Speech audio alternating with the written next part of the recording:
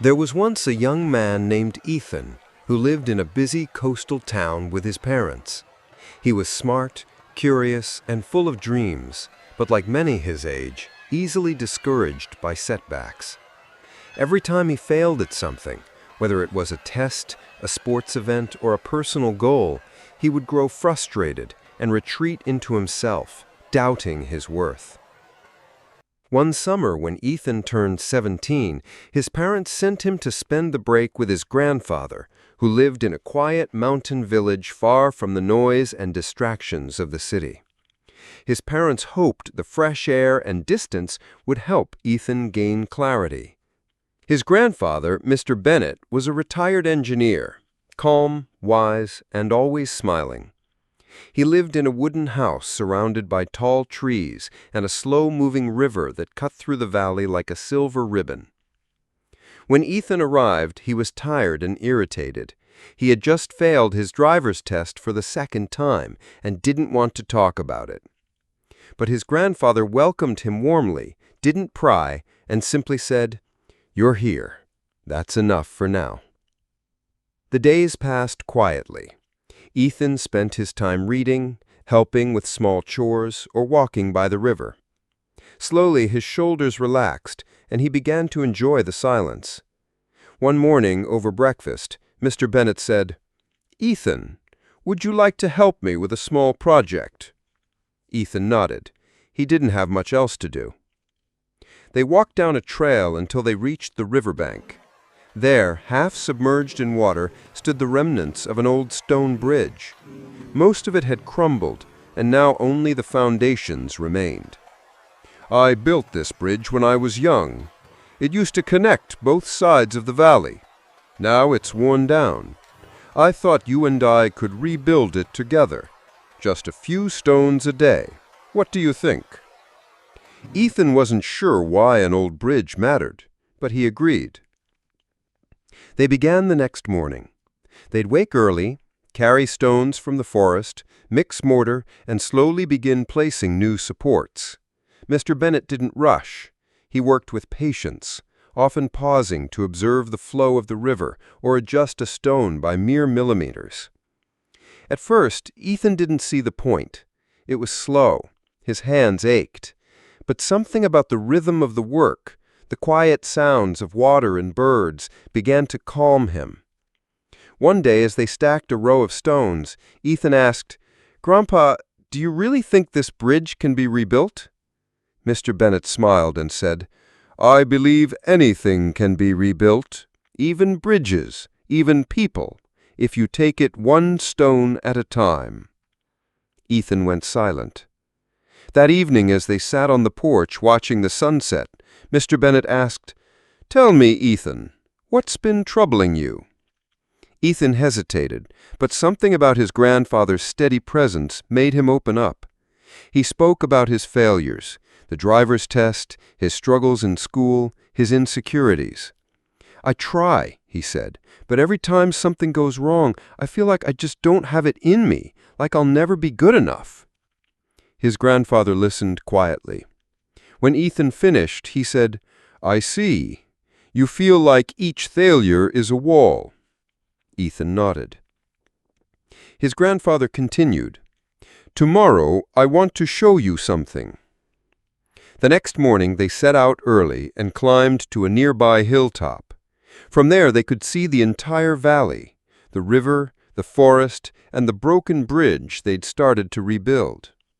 Then Mr. Bennett pointed to a narrow trail below, rocky, uneven, and twisting through the forest. "Do you see that path?" he asked. Ethan nodded. "That's called the Path of Stones. When I was your age, my father brought me here and made me walk that path every day during one summer. I hated it at first. I stumbled, fell, bruised my knees, but by the end of the summer, I could walk it with ease, even run it. It wasn't because the path had changed. It was because I had." He turned to Ethan and said, "Life is like that trail. You can't make it smoother. You can only grow stronger." They stood there for a while in silence. "Come," Mr. Bennet said, "let's take that trail today." They descended and began walking. The trail was just as his grandfather described, full of loose stones, dips, and roots. Ethan stumbled more than once, but Mr. Bennet encouraged him to continue. At one point, Ethan asked, "Why are we doing this?" His grandfather said, "You'll understand at the end." An hour later, they reached a clearing. In the middle stood a tree with a strange collection of painted stones stacked around it. Some stones were cracked, others were smooth. Each had a name or date painted on it. "What is this?" he asked. "This," Mr. Bennet said, "is a memory pile. Every time I failed in life, a job I lost, a test I didn't pass, a relationship that broke, I painted a stone and placed it here." Ethan looked at the pile. It was taller than him. "But why?" he asked. "Because each failure taught me something. These stones are not shameful. They're proof of the path I've walked. And every one of them brought me closer to where I am today." He walked up to the pile and picked up a small flat stone. "This one," he said, "was the day I lost my first big engineering project. I thought my career was over, but it led me to a better path." He handed the stone to Ethan. "I want you to start your own memory pile for every challenge, every fall, every lesson. Not to dwell on the pain, but to mark the moment you kept going." Ethan was quiet. His hands tightened around the stone. Something inside him shifted. The rest of the summer passed differently. Ethan still helped with the bridge, but now he was more focused. He didn't rush the work. He didn't complain when things got hard. One afternoon, while setting a heavy stone into place, he said, "You know, Grandpa, I think I understand now. The bridge we're building, it's kind of like our life, right?" Mr. Bennet looked up and smiled. "Yes, exactly. It's not about avoiding the river. It's about building a way across." Later that night, Ethan picked up a small pebble from the riverside and wrote the words, "Driver's test, try again," on it, and placed it in a small tin box and buried it behind the cabin. His own memory pile had begun. Years passed. Ethan returned to the valley often, even after he went to college. He studied architecture, inspired by the bridge, and eventually became a designer for sustainable structures. Each time he visited, he added another stone to his pile behind the cabin. One day, when he was 30, Ethan returned again.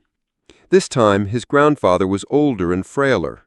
They sat together in silence, overlooking the bridge, now fully rebuilt, strong and solid, standing proud across the river.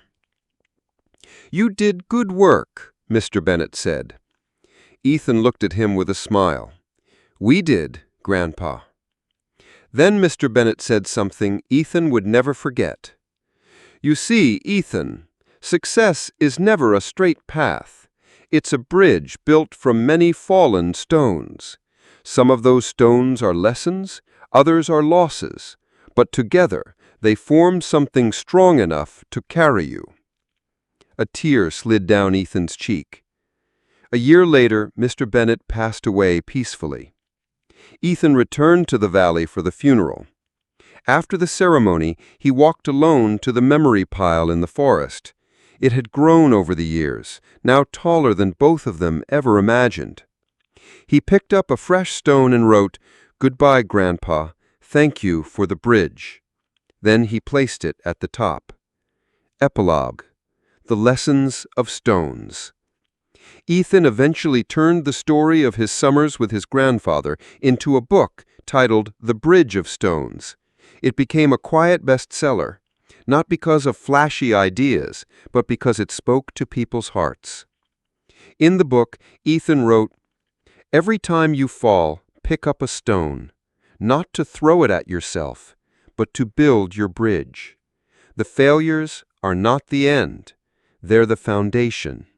And with enough stones, you'll reach the other side.